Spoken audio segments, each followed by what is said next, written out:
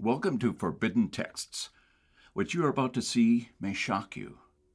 It may surprise you, but will definitely challenge everything you thought you knew. Stick around until the end to discover the forbidden knowledge that they don't want you to have.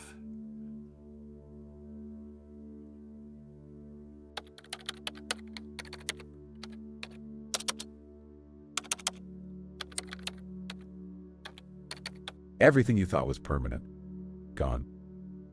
The job, the relationships, the sense of security. One by one, the pillars holding up your world crumble. And in that silence, when the dust settles, you realize something terrifying. You were never standing on solid ground to begin with. Welcome to Forbidden Texts, where we explore ancient knowledge and forgotten wisdom. Losing everything is the one experience no one asks for, yet it's the doorway to a transformation most never reach. What if I told you that the things you fear losing the most, status, possessions, even identity, were never truly yours? That the greatest liberation comes when there's nothing left to hold on to. This is not about toxic positivity or feel-good spirituality. This is about the raw, brutal process of stripping away every illusion, every false comfort, until only truth remains. And truth is dangerous. Because when you no longer have anything left to lose, you become untouchable. By the end of this journey, you'll see loss for what it really is, not an ending, but an initiation. And the gifts on the other side, more powerful than anything you've ever been told. But first, we have to go into the fire. It starts with a moment. Maybe it's slow. Years of things slipping through your fingers, little losses stacking up like dominoes. Or maybe it's sudden. One phone call, one betrayal, one disaster. And just like that, everything you built, everything you clung to, is gone. The first thing that hits isn't just sadness, it's disorientation. Who are you when the things that once defined you no longer exist? The mind scrambles for answers, for meaning, for something to hold on to. But the truth is, in moments like these, meaning dissolves. The illusion that life was ever in your control shatters, and you're left naked in the storm. The world looks at these moments as tragedies. People whisper about bad luck, about falling apart. But what if you're not falling apart? But the abyss isn't what you think it is. It isn't just darkness, it's potential.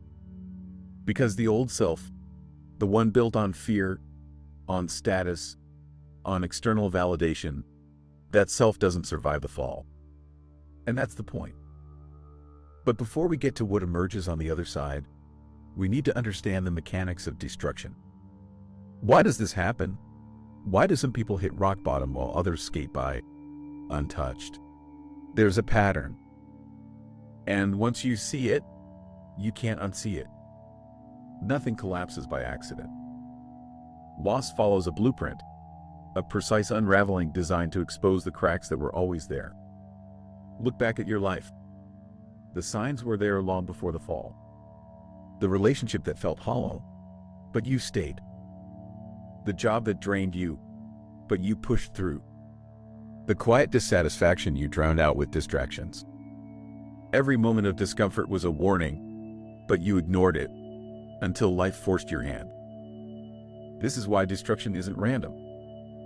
It happens when you've built something on unstable foundations, when you've invested in illusions instead of truth. You were never meant to keep what was false. The loss isn't punishment. It's correction. But the mind resists. The ego fights. When everything starts to fall apart, your first instinct is to cling, to scramble, to rebuild exactly what you lost as quickly as possible. You tell yourself if you just try harder, if you just fix one more thing, you can hold it all together. That's the trap. The more you fight to restore the life that crumbled, the more you suffer. Because that life is already gone. You're chasing a ghost. And And this is where most people break.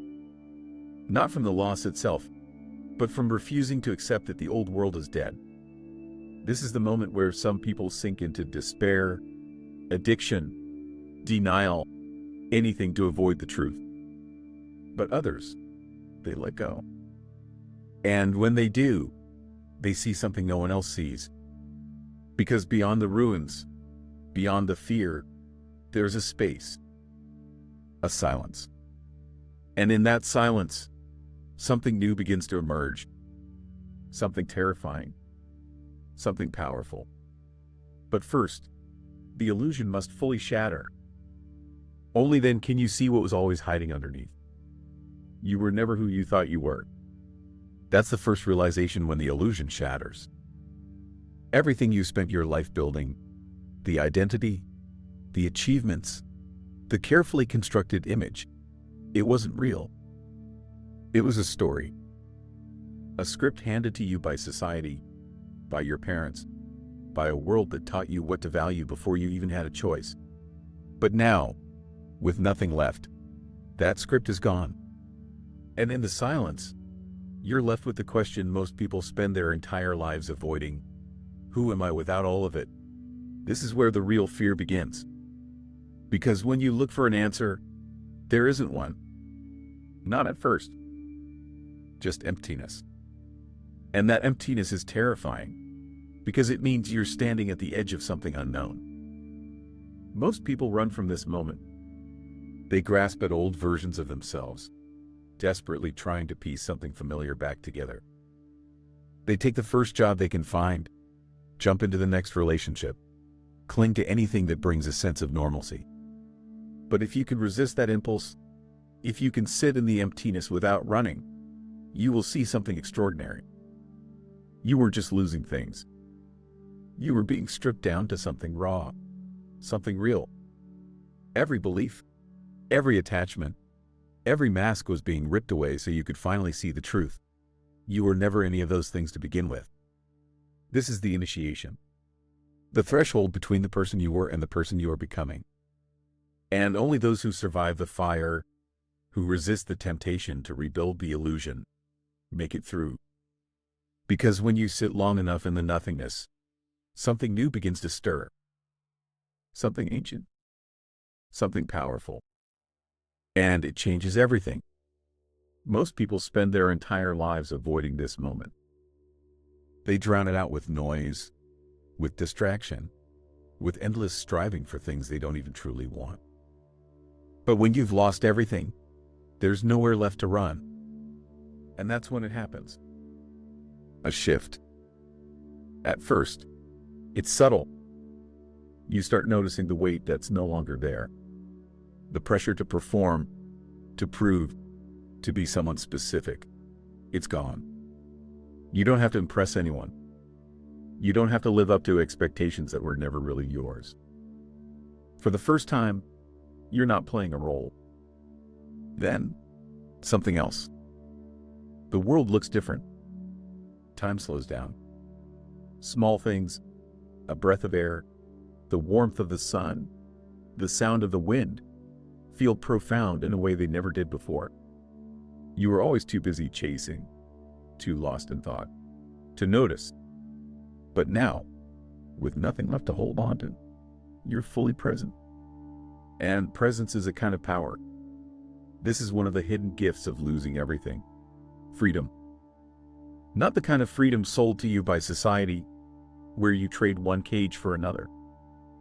Not the illusion of choice between meaningless options. No, this is something deeper. This is freedom from the need to be anything at all. When you lose everything, you realize that you were never free before. You were owned by expectations, by attachments, by the fear of what would happen if you let go. But now, the worst has already happened. You've already lost. And the thing no one tells you is this: once you have nothing left to lose, you become untouchable. No one can threaten you with failure. No one can manipulate you with loss. You stop making decisions out of fear, because fear has already played its hand, and you're still here. This is why people who have lost it all walk differently, talk differently. They carry something others don't. Not bitterness, but clarity. Because once you've seen life from the bottom, once you've faced the void and survived, you understand something most never will. Nothing was ever truly yours to begin with. Because once you've lost everything, and you're still breathing, still standing, still thinking, what can the world possibly take from you now? This is the second hidden gift of losing it all: fearlessness. The people who are the hardest to control are the ones who have already been broken and put themselves back together. Because they understand something society desperately wants them to forget: everything external is temporary. Every job, every relationship, every dollar, every title, it all disappears eventually. And if your identity is built on something temporary, then you will live in constant fear. But when you lose everything and survive, the fear dies first.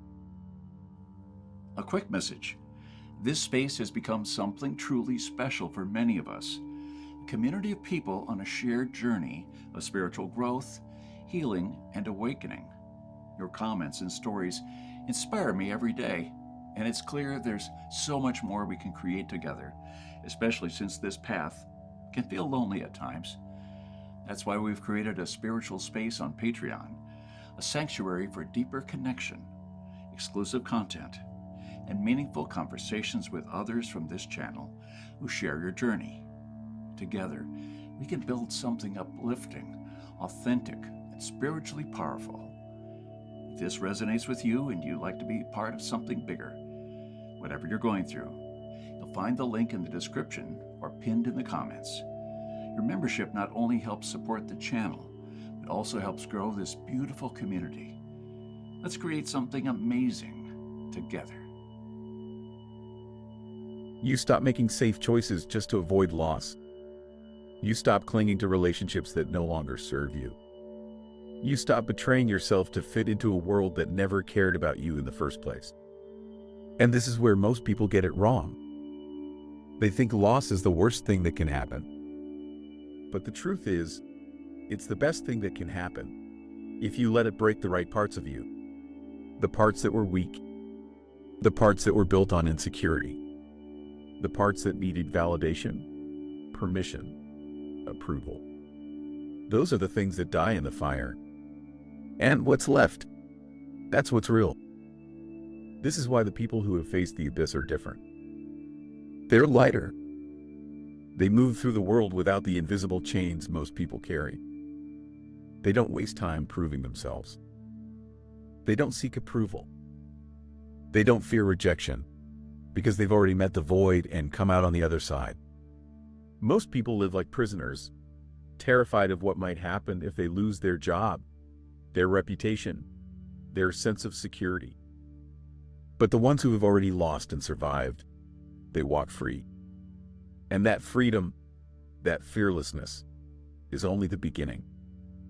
Because once you stop fearing loss, once you realize the world has nothing left to threaten you with, a new kind of life becomes possible. One that most people never get to experience. But for those who do, it changes everything.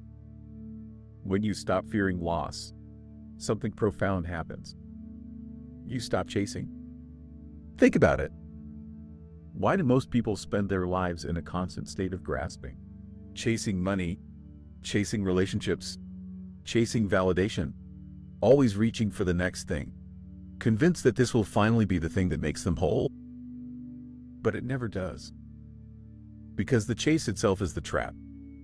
It keeps you locked in a cycle where fulfillment is always just out of reach, where you're always one step away from enough. And as long as you believe that, you are never free.